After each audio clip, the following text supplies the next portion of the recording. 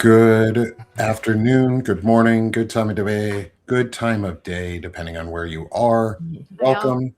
It's Banner and Backbone. I'm Nick Perro, and I am co-founder here at Banner and Backbone. This is the Anti-Fascist Book Club, and I am joined today by my good friends Tara Devlin of Tara Buster, Hey welcome, guys. and Political Voices Network. Yes.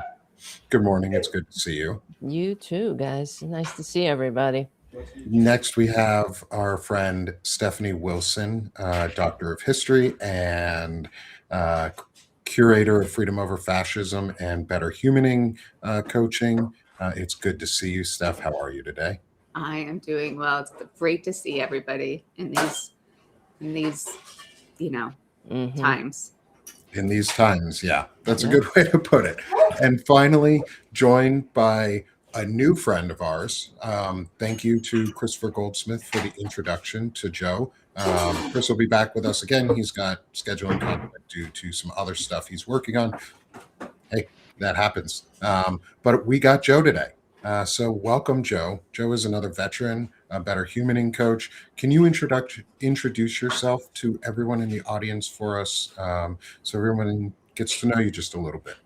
Yeah, sure. My name's Joe Plunzler. I'm a Marine Corps combat veteran. I got out in 2015 and started out in the infantry, and then ended up working in public relations, public affairs for the Marine Corps, and doing a deep dive into how propaganda works when I was in grad school. So, my introduction to tracking right-wing groups, fascist groups, goes all the way back to the first time I went up to a anti-Ku Klux Klan rally on my college town back in 1990, in the spring of 1990. So, Woo, 90s.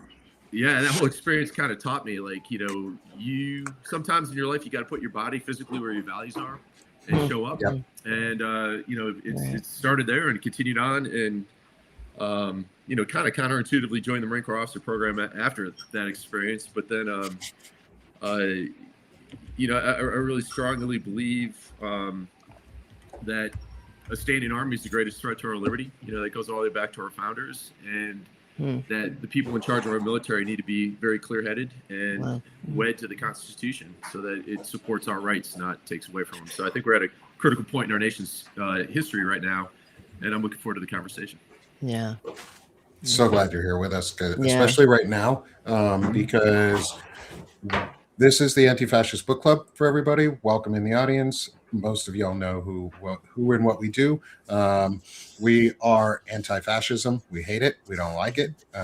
It sucks. It needs to go away.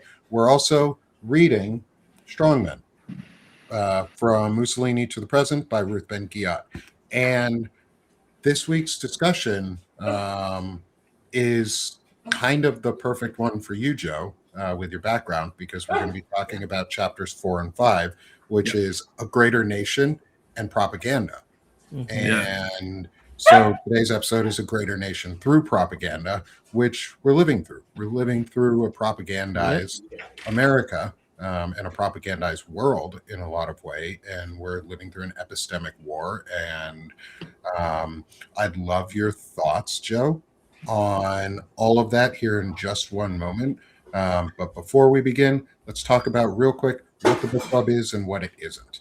The Anti-Fascist Book Club is a place for us to learn. It's a place for us to get information. It's a place for us to teach and be able to curate knowledge in a group. But it's also a place for us to provide you the tools so that you can do it yourself. Because doing it in person, if it's safe for you or safe for those around you, is a really powerful thing to do. It builds community. It builds support. It supports wherever you're going and hosting your meetings, say the local library or your home, if that's safer, whatever it may be. Try the local library, because then you can do it in public and you're not hiding anything, or in a safe room. But that's what the book club is. We're teaching you, we're giving you tools, and we're helping you learn how to communicate and provide this information in real life back to your people. What this is not a catch-all. This is not the only thing you need to do. This is not the only tool you need. This is just part of it. We're here to teach and share some knowledge, and prepare you and give you some ideas to be able to talk about in life, but it's not an excuse to not do anything else. So, Joe, with that bit of framing and where we are in Strongmen, the book itself, around the greater nation and propaganda, because they really fit into each other. Those two chapters are themed really well. And I want to get your thoughts on them.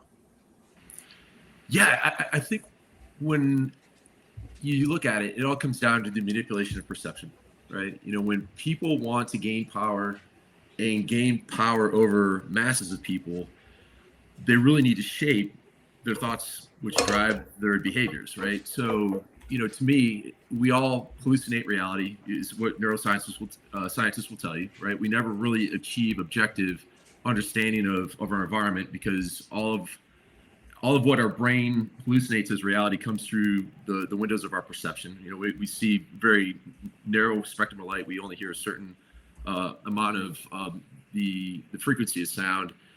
And, you know, the things that are outside the immediate range of our five senses are totally constructed, right? Which becomes a very garbage in, garbage out process. Like, how do I know there's a war in Ukraine going on right now? I didn't go there to fact check that myself, right? I've got to build that reality out of sources, and hopefully the sources that I'm going to are credible sources, right? And so in military terms, when we're building that perception, you know, typically we use multiple means and sources to determine what is the ground truth per se of what's happening in a certain area. So like what's going on in Iran right now with the protests, right? We're not just taking one person's word for it. You know, we're building that picture based off of different sources, and then, you know, technical means, and then also, you know, building that reality through cross-checking that stuff and not believing the first report, right? So, you know, when we talk about that, I think the other kind of key lever that when people are trying to propagandize, one of the main tools that they use is fear, right? And let me nerd out on neuroscience for a minute. You've got really this push-pull relationship between two different parts of your brain. And one is what we call the amygdala. It's two like almond-sized glands that sit on top of your old brainstem, if this is kind of like your brain on the side. And then right up front here is our prefrontal cortex, which is kind of like the reason center, the thinking center, the stuff that puts the brakes on all the bad decisions. And if we were to put you in a functional MRI machine and show you your worst nightmare, we could watch your fight or flight center start up, you know, and we could watch your prefrontal cortex shut down, right? Which is why it is so imperative that, you know, if somebody's going to be successful at propaganda, typically they need to make people afraid, because when you're afraid, reason center shuts down, you become malleable to changing perceptions, which will change your behaviors, right? And so, you know, we see that at play quite a bit. And once you understand the mechanisms that people use, it becomes easier to detect, and then easier for it to kind of like, if you're, you know, defusing a bomb, which wire to cut so that you're not susceptible to it anymore, right? It's like magic. Like a magician's tricks are amazing until you understand how they do them, and then they're pedestrian, right? So those are kind of some of my initial thoughts. I'll nerd out on neuroscience all day, so like give me a tug on the ear if I'm going too far down that rabbit hole. But yeah, fear is a big part of it. So anytime you have a strong reaction, you start feeling fear about news you're consuming, the first question you ought to do is ask yourself, to whose advantage is my fear? Because 99% of the time it's not your own, right? So yeah, let me stop there. And No, it's fine. It's interesting. You know, I think what's really interesting, if you combine that, you know, the appeal to the amygdala and political strategy, which we know from all of history is if you divide people against each other, then you have a better chance of ruling them, right? As long as the people on the bottom are fighting each other, the people at the top either make money or gain more power. And with the amygdala being the driver of a lot of fear, which leads to, oh my God, I'm just gonna a little bit Star Wars out. It's fear that leads to anger, that leads to hate, that leads to the dark side, right? Right. Did I get that right? Anyway, so like it's not rocket science, and I think every community has every ruling power has used it since the beginning of time. And sometimes that ends up in like genocide, where like Rwanda, where people went and like hacked up their neighbors. Yep. And sometimes it's a slower burn, I think. And I think we have to figure out how do we communicate? And that's what a lot of what I do is messaging and communications. And I started my career in public relations. And how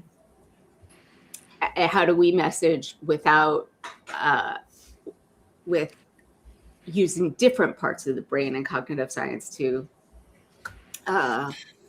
say the things we want to say and have them be heard.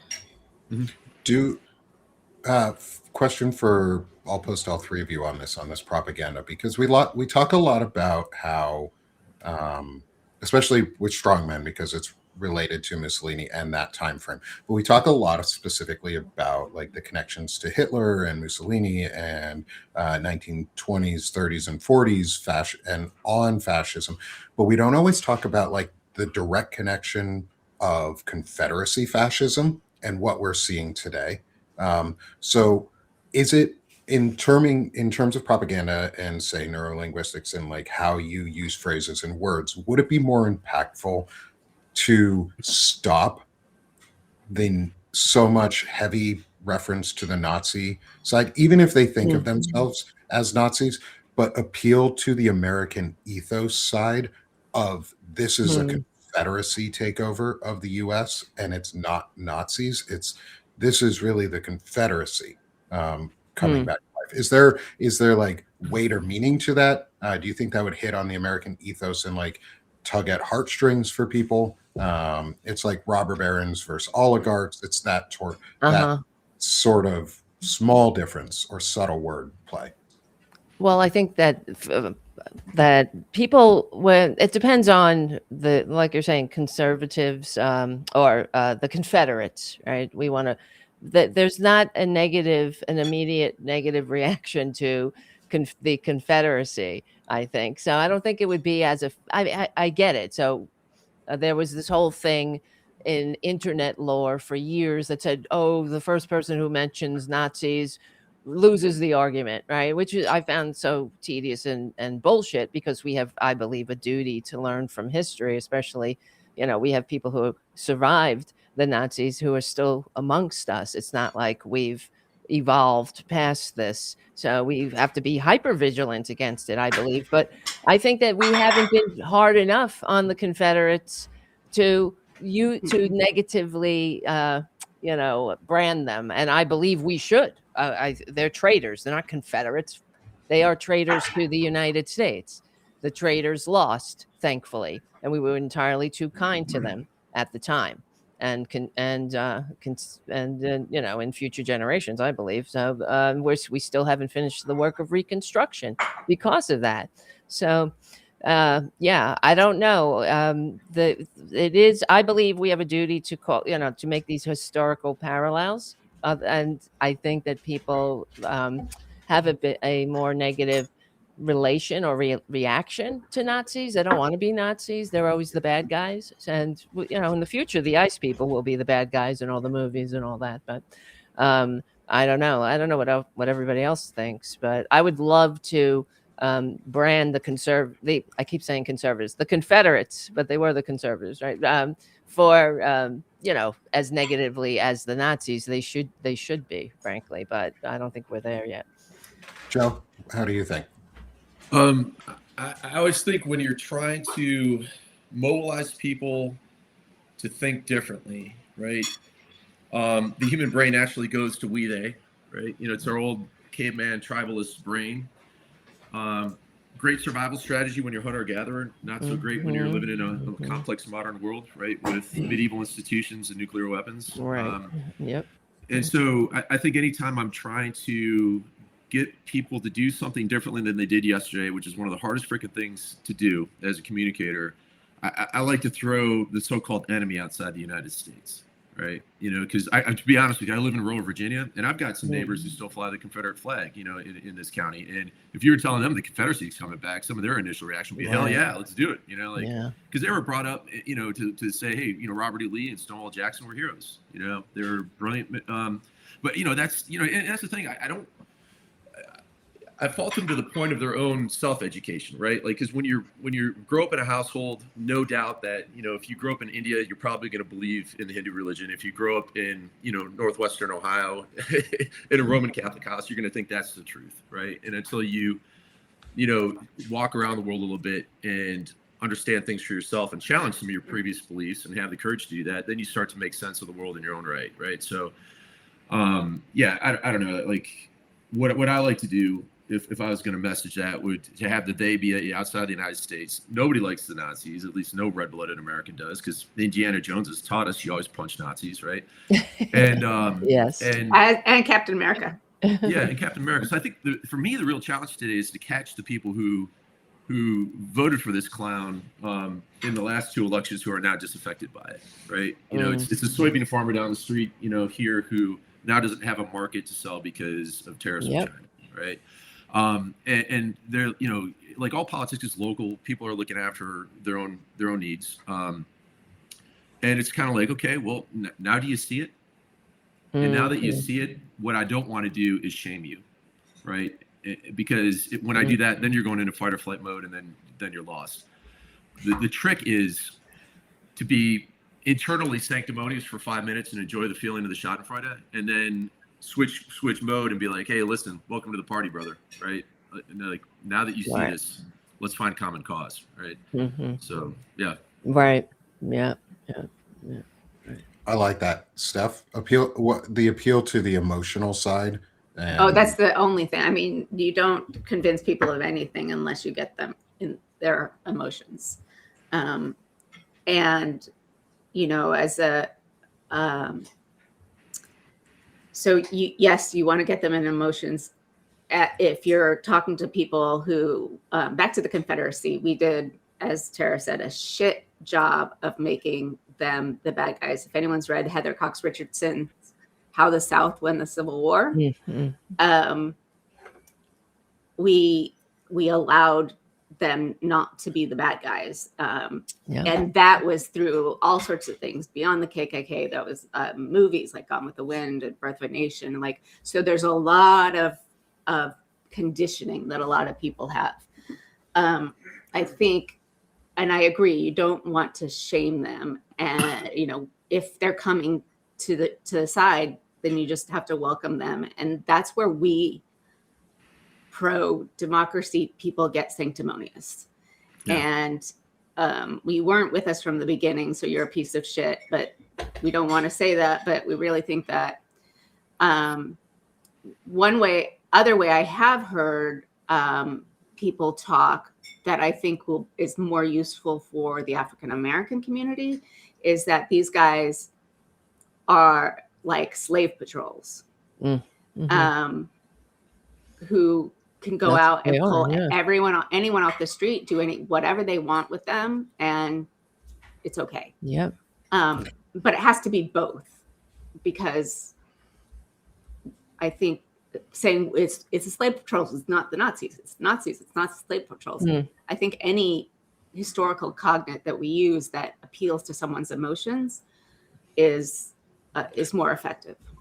Yeah, I was going to say, thank you for bringing that point up about the slave patrols. Is we can do both. We can walk, chew gum, and we can probably do a third thing too. We can probably talk while we're doing it and not fall over in a crisis. Like, we can say that they are slave patrols and they mirror Gestapo tactics of the SS and of Nazi Germany. We can do both. Like, I like that. I prefer that as the answer, because we really should. I think part of all of this, and this is my take on it, is we have to break the propaganda, because the one thing we haven't solved in America is white supremacy. We have not broken that mythos. And to do that, we actually have to confront the Confederacy.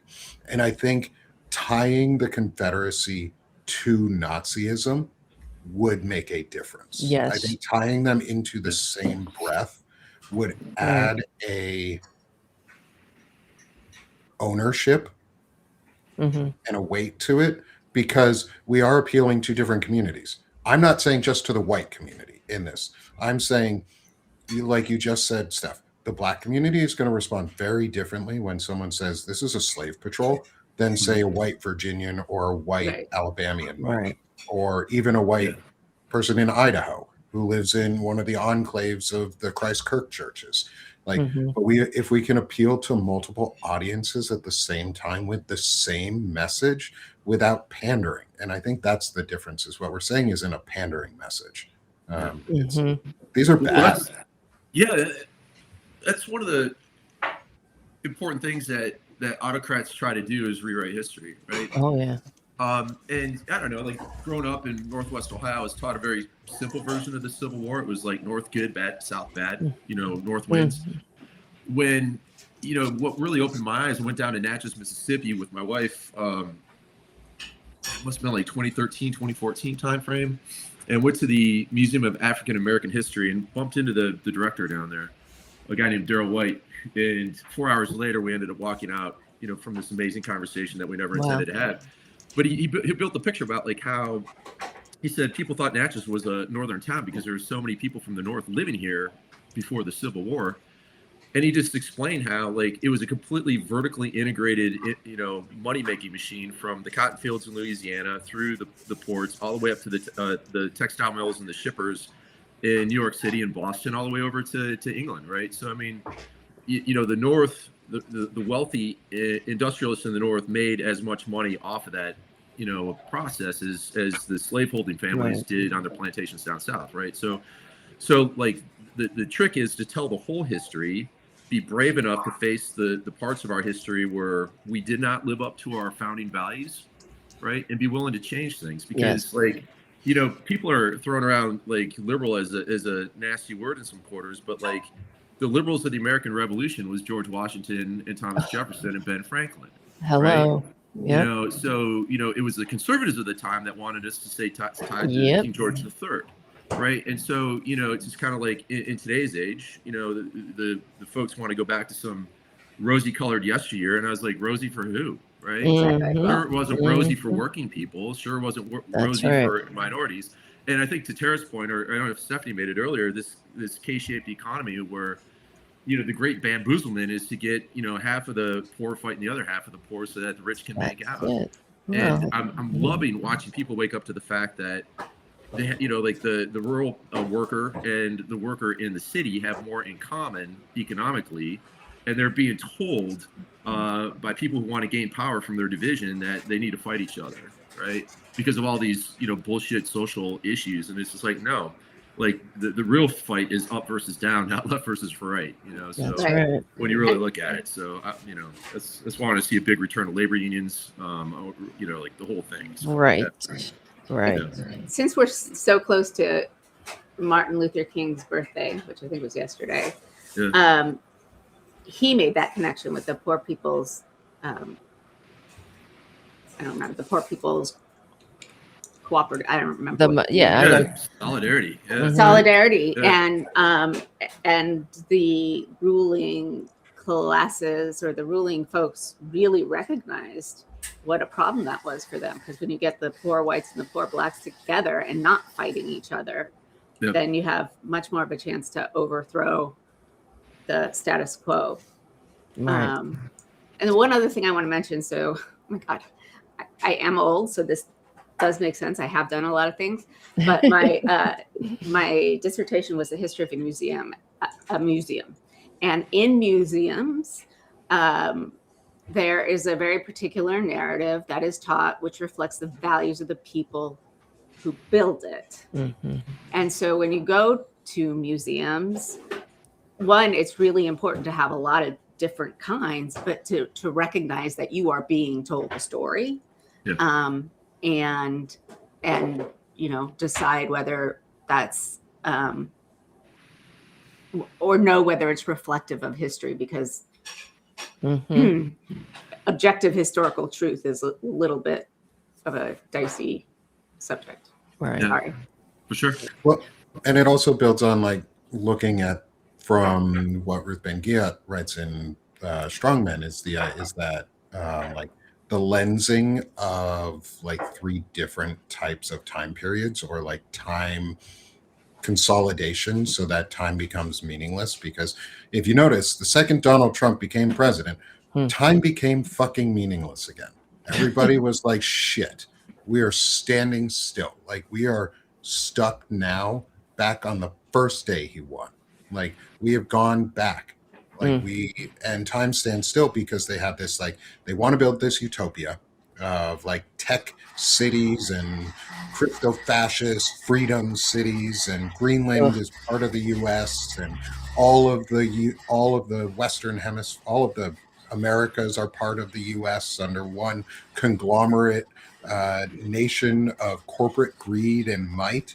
Like, that's what they think is like a utopia, where they get this tech utopia, but it's only a third of the US population because Curtis Yarvin's nuts and folks like that are crazy as shit. But it's also that like we talked about, is the nostalgia of the past. And part of it is I think we have to break that nostalgia. And that's what part of what I'm trying to do is break the nostalgia of white supremacy and the nostalgia of the Confederacy, because it has to be tied to the evil that it actually was, because the US inspired fascism. Nazis learned from the KKK, learned from the Confederacy. Mitch McConnell is the child of slave owners. Like, we still have folks who are very like closely tied to slavery in this country, and we don't ever fucking talk about it because they've nostalgized all of this, and they make that 1950s mythos of the pretty housewife who's super meek and ready to serve, but underneath she's going to stab her husband because she's taking drugs so she doesn't die. And the suicide or the family destruction rate in the 50s was huge because people were miserable. And then they create this other time loop of crisis. Like, we live in a crisis state every single day. We've been in crisis for over a year, and since starting this new year, every day is a new escalating crisis, and it feels like it's speeding up, it's accelerating. And I think that's part of the mythos anyways of this inevitable, it's going to be here all the time. And we have to, right now is when we really have to be louder than ever and making these connections. So I think this is a really good conversation we've been having about like where we are in the US right now, what has happened, and what has brought us here. Is maybe pose a question on action for us for this second half of our discussion is, where do we go forward? How do we break propaganda, and where do we go forward so that it doesn't become a hot civil war? Because we're already in a civil war in many ways. Like, when we look at this in history, it's going to probably be written, Civil War started, Donald Trump got elected, Civil War started. Like, well, it's because of propaganda. We're in this boat because we have allowed the propaganda to permeate this country. Since the Telecommunications Act of '96, when they deregulated the media, and then now we have these silos of information where, people are getting their news from propaganda outlets that literally make its viewers less informed than those who watch no news at all, and then was hit with the largest judgment against the media company. I'm talking about Fox News, for lying to its viewers. And we don't, that should be unacceptable. And because the only profession enshrined in the Constitution is necessary for a functioning democratic republic are the press. So, and they're absolutely under attack. And so and it goes back, everything that we're talking about. I love what you said, Joe, about patriotism, because I've been screaming about this for years, to reclaim patriotism. And I was really heartened to hear Maxwell Frost. He gave a speech in Minneapolis, and he said exactly what I've been saying forever, that patriotism is not eagles and stars. It's caring about your fellow American. It's standing up for each other and leaving no one behind. And we need to have that complete that paradigm shift that, from drinking liberal tears to e pluribus unum, we're in this together. And they have going back to the 1600s, when the indentured servants, in that brief period of history, the indentured servants, the poor whites, and the enslaved Africans briefly got together and rebelled against the colonial elite. And that's when that terrified the lords. So how many people know about it now? Right. Not they very don't. many, It's not taught. It's been suppressed. Exactly. Purposely not taught. Right. It's and they've been using the same divide and conquer strat. And that's really when we started having a system of racially based slavery. So that would be another big distinction that they, another difference, a distinction without a difference that they could exploit. And they did. So as long as the poor whites were just a little bit higher above the enslaved, then they could keep them under control with propaganda, with, and the policies. And, it's the same shit all the time. When they started the labor movement, they divided people along racial lines. You don't want to call some N-word your brother. That was the propaganda. And people fell for it, of course, and they still do. So, we have to reclaim, we're in this together. This is a multiracial liberal democracy, and that's what makes America great. Not that, we have some billionaires that, that's what they have changed the American dream from, we can have a decent life. Freedom means being able to go to a doctor or, retire in security and all. But they've changed that to, you can be a billionaire. And that's the American dream now? No, I don't think so. But we have to reclaim that, I think, through propaganda. So, yeah. Freedom is slavery. War is peace. Or what is the last one? Ignorance is knowledge is ignorance, or ignorance is something. I forget the last line. I think it's. Are you talking about the song or? No, from 1984, George Orwell. Oh. Yeah. I've got a good local example if you're interested. Yeah, does absolutely. Book, since this is the book club. Yeah. So, when we moved out to our town, we live in a rural county in Virginia. We saw an article in the Washington Post about this library that was under attack by book banners. And after I read through the article, I was like, holy shit, that's our library, right? It's been around since the late 1700s, was operated as a PPV with the county. So it had its own 501c3 board for the library. The C3 owned the books. They raised 30% of the operating costs of the library every year.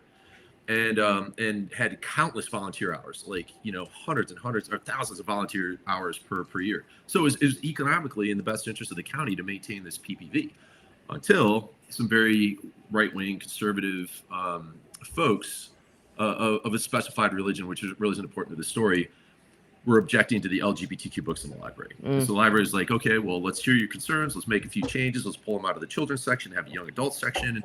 And hey, be a parent. If you don't want your kids to read certain books, we respect that right. Just let us know. And, we'll make sure that they have parental permission before they can check these books out. Fine, no problem, right? Wasn't good enough, right? So they cowed, 4 of the county board of supervisors into backing, their play. And advancing this bullshit far right ideology within county government, which shouldn't be political at all, right? And so it got so toxic, and people started speaking up. And there was a session last November or December where 3-hour public comment session. 95% of the people that were rolling in there were speaking in support of the library, 5% against, and they voted against the will of the people anyway. And so we're just like, well, shit, what are we going to do about this? How do we get them out of office? And the local Dems, who are 30% of the electorate out here, were like, we're never going to win an election outright. But if we swing 30% of the vote for a centrist Republican candidate, that's going to make the difference. And they did that last June in the primary and beat the shit out of 2 of the incumbents by 20 percentage points each. So I'm pleased to say we have a library or a county board of supervisors that was 4-1 against the library to 3-2 in support of the library this January when they seated the new board of supervisors. And it was what got to the point was like people were so tired of the bullshit. And they found language to speak to the people right of center. It was like, hey, this is government overreach. Do you really want some government bureaucrat telling you what you can and can't read in the library that you pay with your tax dollars, right? And so it can be done, right? Where people are exhausted by the bullshit, fight for the common ground, fight for the center, Right. And it's been done. That has been lots of communities have succeeded with the library. Yep. It's bigger than that. But Nick, you were about to say something. It also ties into what Melissa Corrigan has put a lot of focus on is the flock safety cameras, and communities coming together in multiple places around the country to say, no, we don't want these in our town or on our streets, and then flock ignoring that statements and or putting cameras back up after they've been told to take them down, or then buying private property and putting a camera on it so that they can own a small piece of camera spot just so that they can have a camera there, even after the town told them, no, we don't want these things. That's where local action is really powerful, is because you make a statement and you change policy. Like, if you don't want flock safety cameras in your town, you can go to your local county board meeting or and just go, hey, when was this approved? Who approved these cameras? What was the budget? What was the data? What's the data retention and handling policies? How do we access those? Where's the map of these cameras and where are they located? And why do we have, say, in my town, 19 freaking cameras for a town that has like 30,000 people? Like, why do we need 19 cameras? There's like 12 streets in our freaking town. Like, there's 4 main streets and that's it. You don't need 19 cameras for us. What are you doing? What are we doing here? And I live in Arkansas, which means we're the testing grounds where they put a lot of these things. States like Arkansas and the South, where they just said, yeah, we won't fight you for it. But that's the type of like community pressure that we can put to stop what Ruth Ben-Ghiat in her book calls is like purges and like exclusionary tactics. It's the othering that we've all talked about, but it's that purging of books and knowledge, and we fight back. We are the line of defense, not the government. Yes. The government responds to us. We don't respond to the government, because when the government fears the people, we have a democracy. When the people fear the government, you have autocracy. Right. And so we're on the latter of the two, not the former. Yes, but it's also telling people who the out groups are. They're always going after gay people, trans people. At this time, I think it's all the more important to stand by our trans brothers and sisters, I believe, because they're under attack, just like they attacked the Nazis. I mean, the Nazis attacked the trans people first. That was their first target when they started getting power. So, and I try to make that correlation all the time, too, because it's just, a misunderstood minority group that's less than 1% of the population. And it triggers all their large amygdalas. It's gender is a construct, and, they go all, cuckoo about it and just leave people the fuck alone. I mean, that's the message. Get your filthy fascist big government face out of people's private lives. Like, so what?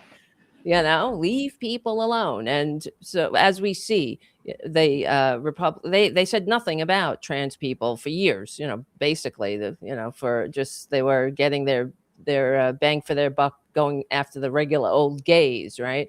And then that stopped having an effect as much as they like. So because people, gay people were just integrated into life, and they were less demonized. It was less, because, and this is all related to propaganda, because that's how they could get away with it through propaganda. And and just vilifying a group that they really have no clear understanding of, and it doesn't even matter. They don't care. It would be anybody if, really. It just so happens to be trans people now because they're an easy target. And anyway. The list is long. Yeah. And everyone's on it. That's right. That's really that is it right there. We're all on that list. The trans people might be, getting a lot of the heat at this point, but thinking of lists, Mm-hmm. I saw an article, or I got a notification about it, is that there was a university. Oh, it was on Substack. I think Cliff Schechter put it out about Penn State or UPenn, Penn needing or being told that they need to collect a list of Jewish students. That sounds and faculty. That sounds pretty fucking Nazi to me. It's amazing how they do that. We've been warning about they're going to make lists of people and they're going to concentrate you into camps eventually. They're going to call them freedom cities or work studies, and they're going to concentrate you because you're on a fucking list. Patriot re-education, they'll call it. Right? Patriotic re-education camps or whatever they did in the Handmaid's Tale. It's Gilead that they want. It's a theonomy, not a. I think there's a difference in language that I want to impress on some people. Is something that I learned from Tim Whitaker, was the theonomy versus theocracy.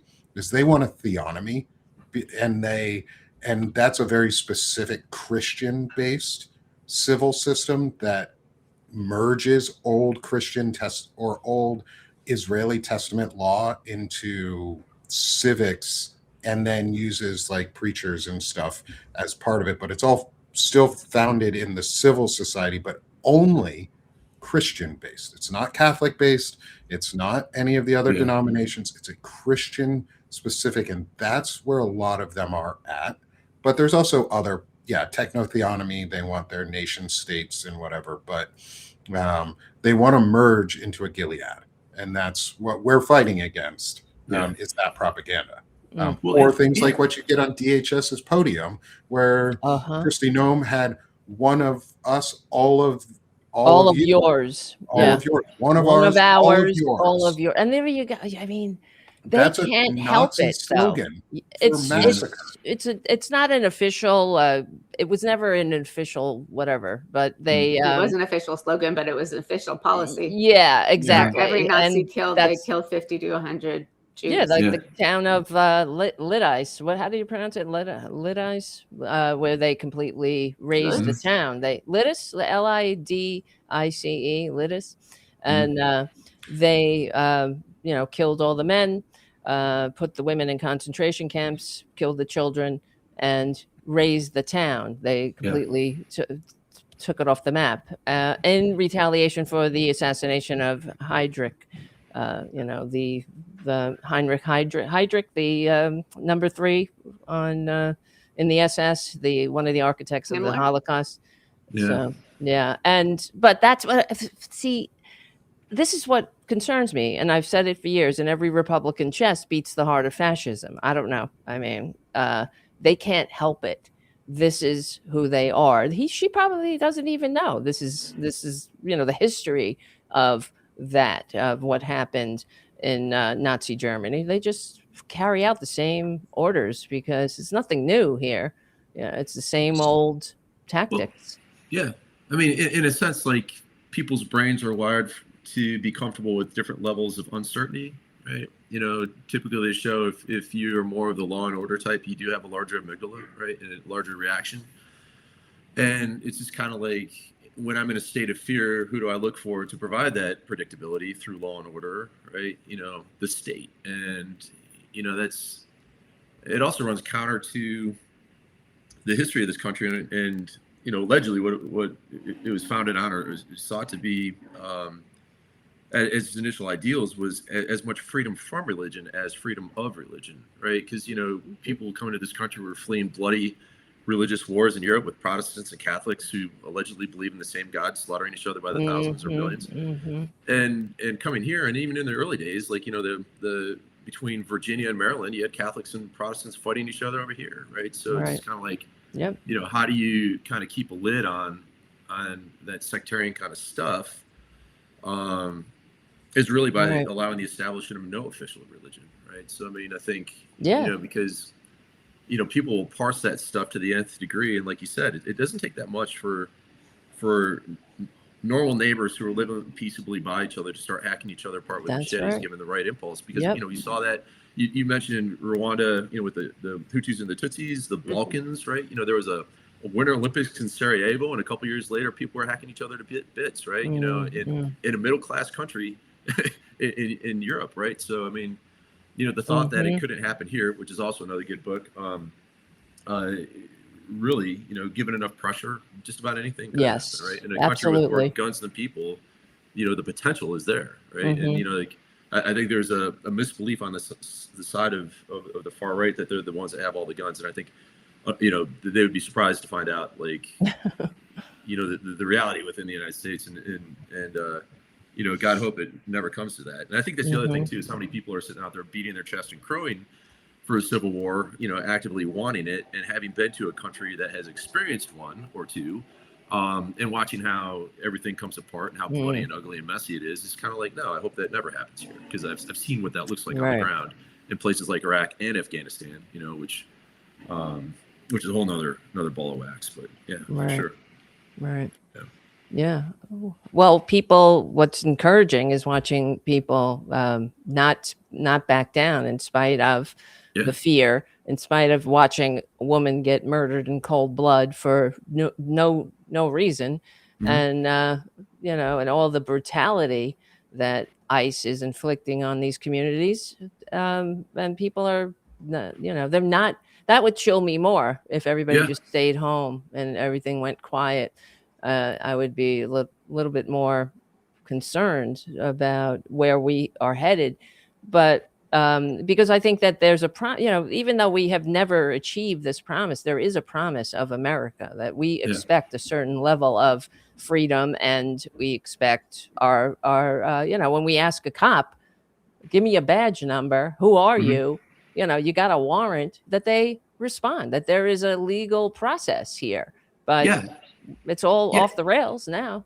Well, when those in power refuse to abide by the laws that they're duty bound to enforce, what reason is there for any other citizen to subjugate themselves to that law? That's right. I mean, that is the fastest pathway to a Hobbesian state, is when the rule of law and the system of checks and balances fails, right?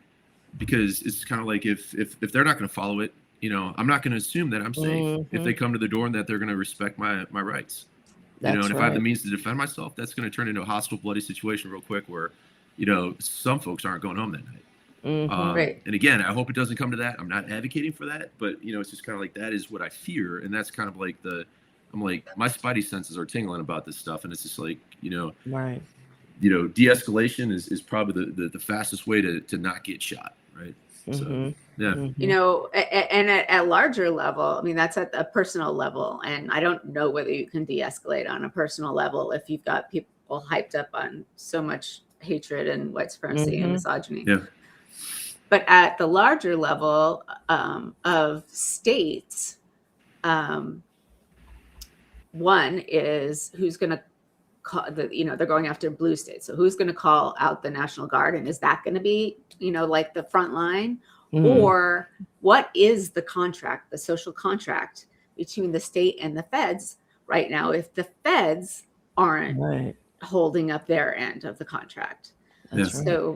So then, what is, like, Chris Armitage calls it soft secession. I don't like that term, because it puts everybody on edge. But, what are the responsibilities of the states towards the federal government if the federal government isn't taking its responsibilities to the states seriously? Right. If the federal government is waging war against half the country, because they won an election by 1.6% of the vote, and they don't have a mandate. Nobody voted for this. They voted for mass deportation now, but they didn't vote for no due process. This is what he told them, of course, that there is, and they never actually govern on the things that they run on, that's for sure. So, and we know, because we know what's going on. This is a coup. They don't want democracy getting in the way of their greed and they don't care. They're gonna. They've been destroying it. I mean, conservatism is a fundamentally undemocratic ideology that is a very hierarchical ideology. Big Daddy at the top and everybody else in their place. So, but and people are waking up now because they see the sting of the lash of the policies falling on their shoulders now, unfortunately. But I mean, it takes that. Unfortunately, with the escalating tensions and the acceleration of escalating tensions from the feds towards everybody else, right. There's a lot of people who are very concerned about a very sharp spike in violence and what it would mean if, say, a governor were to call the National Guard up and say Governor Walz decides to call the Minnesota National Guard and says, hey, everybody come out. We're going to ensure that the public is safe. Yep. And it's all framed at public safety. And it's because that's what it has to be. It has to be safety for the public. That's what the Guard is for. That is what the Guard is meant to do, is protect the sovereignty of their states. A free state, more right? of a volunteer force, like we're talking about the not standing army, because for the most part, the Guard is not standing all the time. They're a volunteer force that comes in on the weekends, and they do some administrative work during the weeks and things like that. So they keep running, but they're not actively going all the time. So what do you say happens if a governor, say Governor Walz, does have to call up the Guard? Does that become an escalation point because it would be in the eyes of the feds.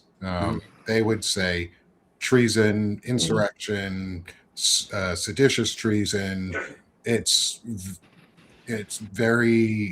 not lost on me that they're doing this to the prior VP candidate for the last election, who is still a governor. It's not a coincidence in my mind that they're targeting Minnesota and it's not because of the last election. And Ilhan Omar too. It's her district. Yeah. And so, Joe, what are your thoughts on, and Steph and Tara too, is what are your thoughts on what happens when that happens? Because there's a lot of fear around what might come next. And I don't like sugarcoating things, but I also don't want to fear and rage bait and make people more afraid. I want to give people tools so that they can be prepared. Yeah, I think what's interesting is that Minnesota's already showing that they don't have enough capability, even surging people in there there's more Minnesotans than there are people in ICE, right? Even just living in the Minneapolis-St. Paul area, so, that's one city. And what if, take the top income producing states in the United States, which are all blue states, right? And what if all their governors would be doing the same thing at the same time? Mm-hmm. Then what, right? When, the Big Ten colleges said, hey, attack on one is attack on all of us, and we'll provide mutual aid to the rest, to whoever's being targeted through academia. Okay. It's the same thing. It's kind of it's not just one incident acting in isolation, because there's only, with active duty Guard and reserves, there's 2.2 million total people in our military, many of whom are deployed around the world. It's not a situation that the federal government can win long term with those tactics, because every single further affront cause more grievance. And it's just kind of who really would want to be a dictator? How does that retirement plan work? How did it work for Saddam? How did it work for Gaddafi? How did it, work for Ceausescu? Wow. What I mean? It works okay for some of them. In the short term, but in the long term, not so good. Yeah, well, Trump does. I mean, he's 80 years old. I mean, that's why I'm baffled. He's mentally ill, of course. Well, it's not never Trump enough anymore. money. It's all of it's all of them. Stephen Miller. Sure. This horrible Stephen Miller, who, even though they're like, oh, he's Jewish, you can't call him a Nazi. No, he's a fucking Nazi. I know he's an Abrahamic fascist. He's a Nazi. He's a Nazi. Netanyahu's a Nazi. would be akin to a Nazi. So, well, there was a it Nazi. doesn't matter what your religion is. The Jew, there was a Jews Exactly. for Nazis. That's what I was just in going to Germany. say. In Germany, the National Association of German Jews that were all supporting Hitler. Yeah. And I mean, another thing to keep in mind is that, you know, we haven't had large scale kind of like violent outbreaks in the United States for a long time. You know, if you go back to like, you know, when it seems like the arc of history is like the uber wealthy take and they take again and they take again and they take again and they take again. And all of a sudden they reach a point where they're taking too much, right? And then working people are like, nope, this is bullshit. Like, we want some of the cream too. And then bricks start flying through bank windows. You have factory strikes, all this other stuff, mine strikes, you know, like you had at Paint Creek and Mattawan and you know, Blair Mountain. And all of a sudden this big thing happens, right? Where it turns violent and workers were clashing with Pinkertons or federal, you know, the National Guard or whoever was called out to put down the strike. And then that got reported and public opinion started to change. But that was slow because we only had newspapers, you know, we had radio, you know, starting in the early, you know, you had a few handful of TV stations, but now you have everyone with a freaking cell phone, right? Which is both good and bad, right? But the good part is like you have multiple, like for instance, in the shooting in the critical 6 seconds, as it's being called in Minneapolis, right, where Renee Good was shot. You had one story coming from Christine Ohm, another one coming, you know, from the president, kind of closely aligned. And now that the New York Times was able to sync up so many different camera angles on that thing and show in real time where he was, he didn't get hit by the car. He put his hand with the cell phone out on the car. The wheels were turned in a different direction, and he made the decision to kill this woman. Right. And he chased her down and shot her 2 times as she was. It was that wouldn't have happened before this. You know what I mean? We wouldn't have the capability, and it would give greater power to the, you know, the powers that be, to limit that knowledge. So gatekeeping has been diminished greatly. The problem is that misinformation can also travel as fast. Right? But I mean, you know, it's like, you know, I think about, you know, the labor wars that happened even in my hometown in Toledo, Ohio, where you know, rich factory owners were squeezing the workers, and they just had enough, and they just started, you know, like, we're communicating with you and expressing our displeasure. You are not changing your behavior, and now we're going to communicate through other means. And it's just kind of like all of that could have been avoided if they just gave workers another $1 an hour. You know what I mean? It's just like, you know, these guys are living in mansions, you know, not paying taxes, and you know, and just treating people just a little bit better. I don't know. I don't get it either. I don't understand. It's like a mental illness. It's greed, and we have to categorize it as such. Just like you would say to somebody who's hoarding newspapers or cats or something that they have a mental illness. I mean, how much money do you need? There should be no billionaires. That's a disease. That's disgusting. It's all of us are, but then you get, you know, what really drives me crazy is people who contact me on my show or whatever. They're like, you know, praising the billionaires. Like, I have a good job because of a billionaire or whatever, but they're not putting it together. It's you know, you could still have a good job, but why do we need billionaires? Like one dude. I mean, haven't you seen, you know, the Marvel super villain movies enough? Like, you know what I mean? That's what Elon Musk reminds me of, and trying to and the only reason they have this money, they're buying politicians, corrupting government, and ensuring that we don't have the means to do anything about it. So that's why you don't have health care. That's why, you know, you can't afford your retirement. I just read this social media post, and I was doing a thing about it, writing an article on it. This woman who, it's heartbreaking. You know, it was on the Leopards Eating My Face Facebook page. I mean, Reddit page. And she's like, I'm 88. I worked my whole life. They just cut my Medicaid. She had Medicare and Medicaid. Now I can't afford my prescriptions. I live on $900 a month. Now I can't eat. I have to, you know, it's just like, what the fuck is wrong with us? That is a disgrace that we should all be embarrassed about. And she voted for Trump 3 times, which, you know, there you go. I mean, I'm sorry, but yeah, I mean, there's the talk about propaganda.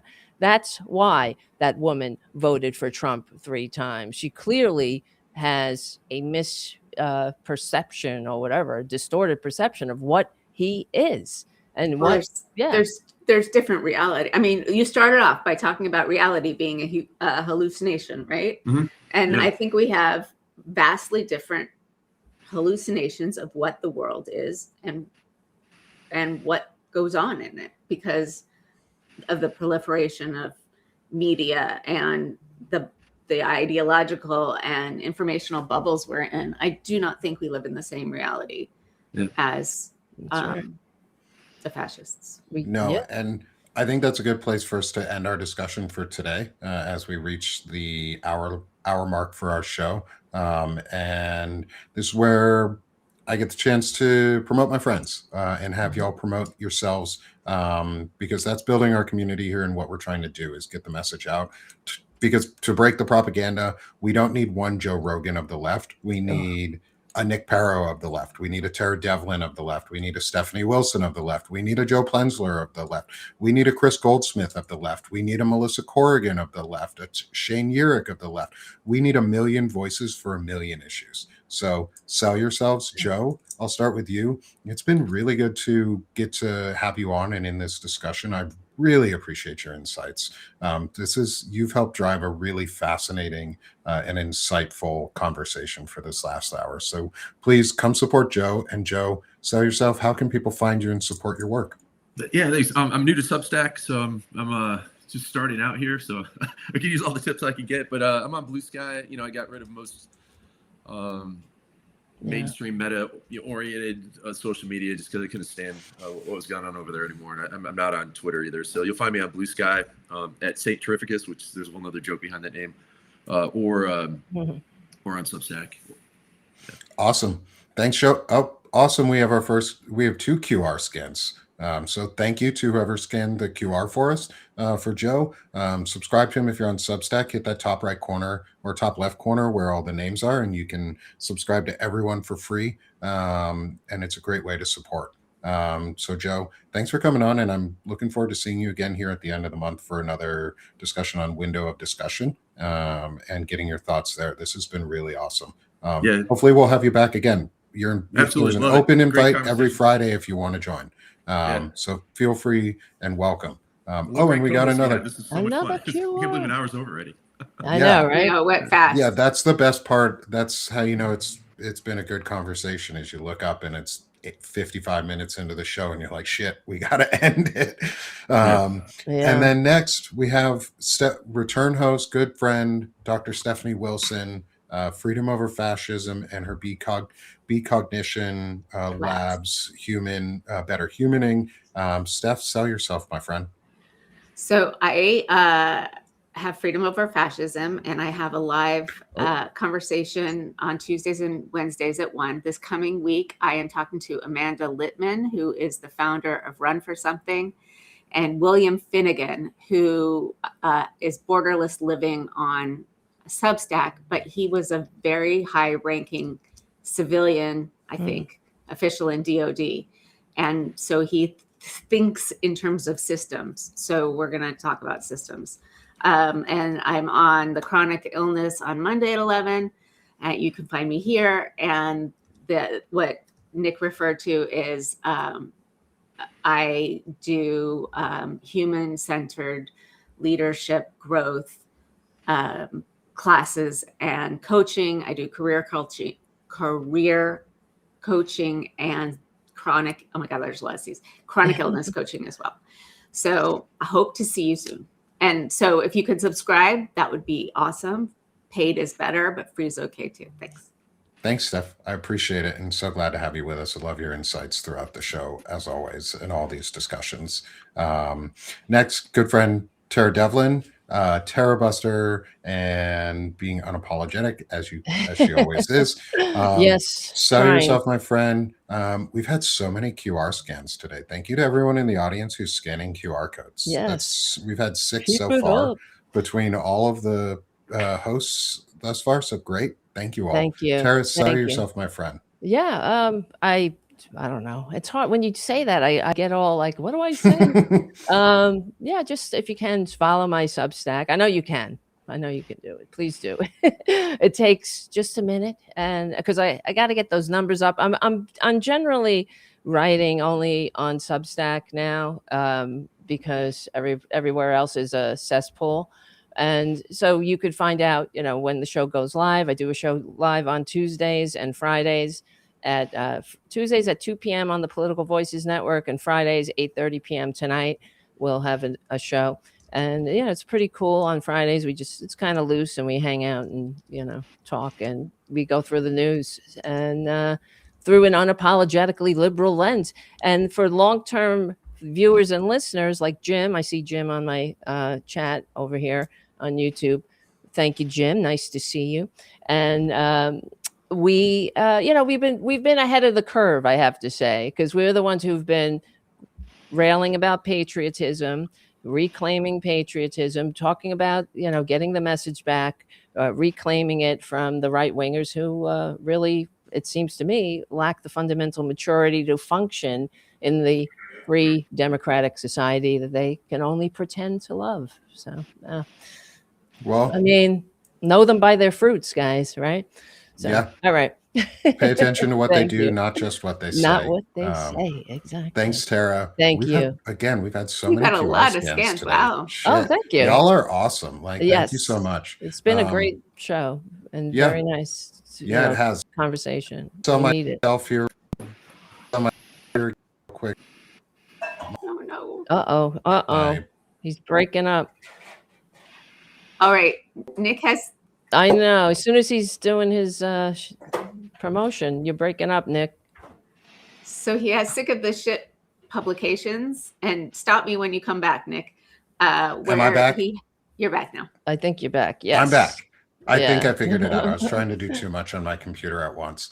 I've got Sick of the Shit publications where I do chronic illness discussions, men's health and men's intelligent masculinity discussion, helping bring us towards a better, more positive humaning experience. It's a lot of better humaning, but I focus on men because that's my lane, because I know men well. I am one, and I've had some experience in this, and there's a great conversation we've been having on intelligent masculinity and what it means to be a man. And Joe, I would love to get you on for one of those discussions, and your experiences with masculinity and how you've come to where you are in your life. So come join me for that on Sick of This Shit. And then finally, support the network, support Banner and Backbone. This is where we bring everything together. This is how we're still working on and very, very close to some very cool calendar tooling. I've been stress testing a tool for a community calendar that will help us deconflict across all of our Substack platforms for show timing, allow people to have easy access to the links for all of our shows, know who's guests, so that you can easily plan events and see all of your favorite and best content creators that you really love and enjoy in the work that they do. And so that we don't overlap each other unless we need to. So we can, like I said, 1 million issues for 1 million voices. So we may as well support as many as we can. Yes. So come support Banner and Backbone and help us build that and build that this platform so we can add those tools and get stuff out for everyone. And once this show is over, about 15-20 minutes from now, you'll start seeing shorts and clips coming out on TikTok, on YouTube, and Facebook. Banner and Backbone has expanded into some additional platforms. I don't like Meta very much, but we expanded on there because if we can get the information there, that's where they live, and they may as well know it. I will not go on to Twitter because I do not like that Nazi. So it's the worst. It really is. Yeah. We punch up. Yeah. And we punch up here on Banner and Backbone. We don't punch down. We punch up, and we punch up hard. And we know what we're doing. We have vaginal fortitude, and we hit the testicles where they matter. That's right. You'll know, Chris, I play on that is because women are way stronger. There's a great Betty White quote about that. Yeah. I won't say it. We won't ruin the book club with the other quote that I might say. But thank you, everyone, for joining us here today on Banner and Backbone's Anti-Fascist Book Club. This has been an incredible discussion with me. I'm Nick Perro, Tara Devlin, Stephanie Wilson, and Joe Plensler. And we hope to see you all next week again here at 12:30 Eastern Time for our next continued discussion into Ruth Ben Ghiat's Strongmen. Have a great afternoon, everyone, and we'll see y'all next week. See you soon.